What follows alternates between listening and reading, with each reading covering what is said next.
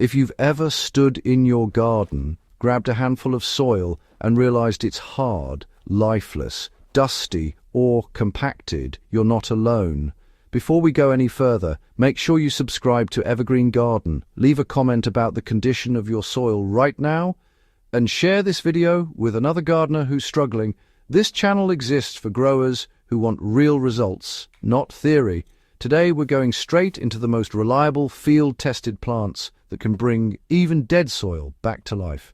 And I'm talking about plants that rebuild structure, restore microbes, fix nitrogen, and create organic matter naturally. Why plants are the fastest and safest way to heal dead soil? Dead soil isn't just low in nutrients, it's biologically inactive. Chemical fertilizers won't fix that long term. Plants do. Certain plants push roots deep into compacted layers. Some pull nutrients from subsoil, others feed fungi and bacteria through root exudates, and some fix nitrogen directly from the air.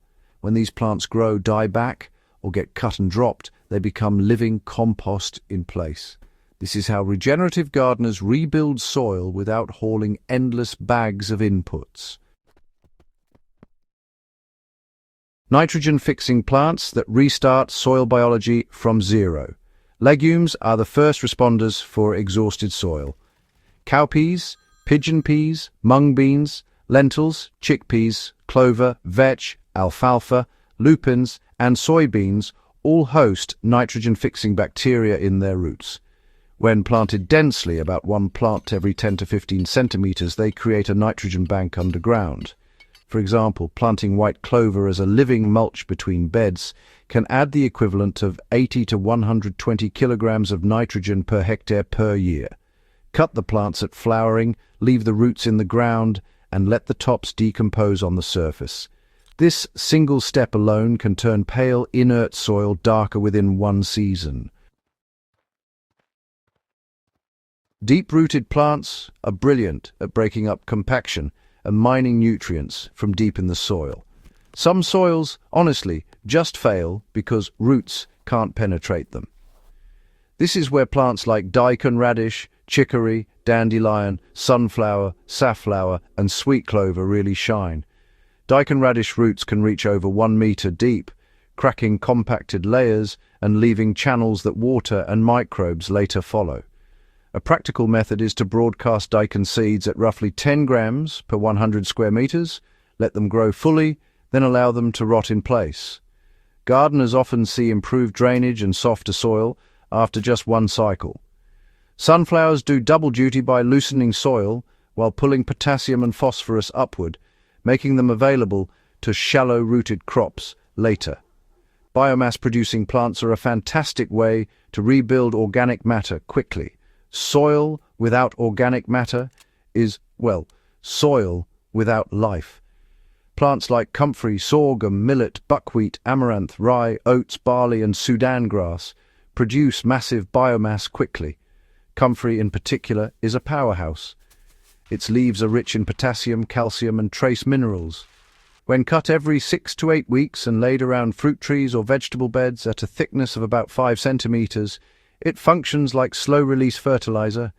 Buckwheat is another favorite for poor soils because it grows fast, shades weeds, and mobilizes phosphorus. Sow it thickly, around 50 grams per 100 square meters. Cut it before seed set and let it mulch the soil. Some plants restore microbial and fungal networks. Healthy soil really depends on fungi, especially mycorrhizal fungi. Plants like maize, sorghum, onions, leeks, grasses, and native perennials are excellent fungal partners. When these plants grow, they expand fungal networks that later benefit vegetables and fruit trees. Even grasses like ryegrass and vetiver play a massive role here. Vetiver roots can reach several meters deep, stabilizing slopes and pumping carbon into the soil. Plant vetiver hedgerows about 1 meter apart on contours to rebuild severely eroded land over time. Pioneer plants that thrive where nothing else will grow. Some soils are so degraded that nothing seems to survive.